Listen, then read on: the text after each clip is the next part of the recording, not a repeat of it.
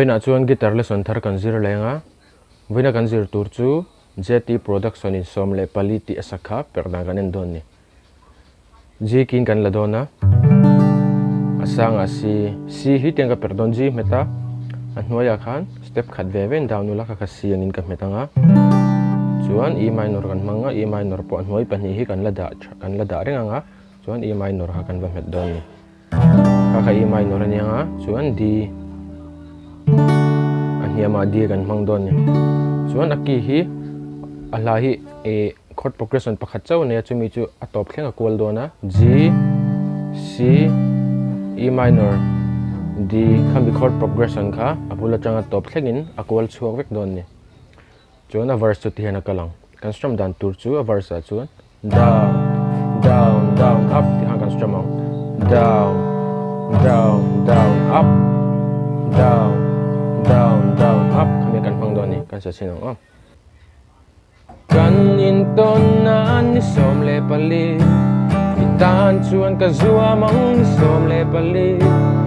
tiang khop chuan en kim ka huam itan ni don chuan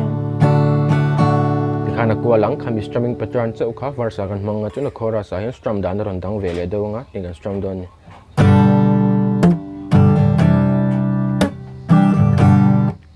down slap down up iko jung pui khana shui chung pani veli antila hetlai vele na rinal du soga tian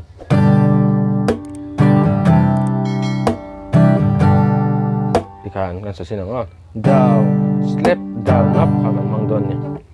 ichong hoi homo inui ri moy ien kim mai hianin kalungan ti oi kan runa lo loi la kathayan nito la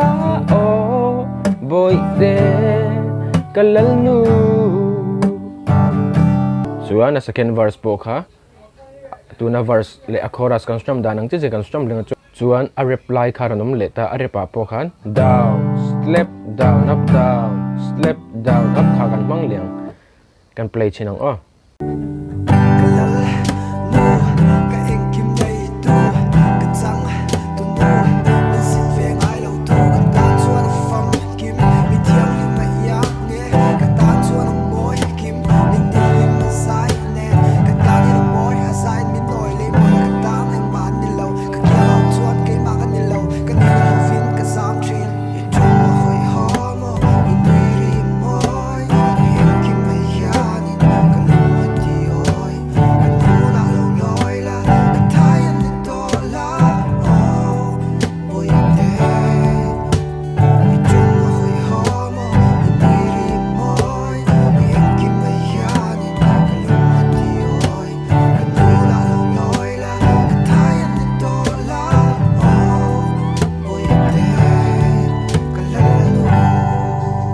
ole khati jong kha tumtuma guitar lesson kan zir thei chuni sela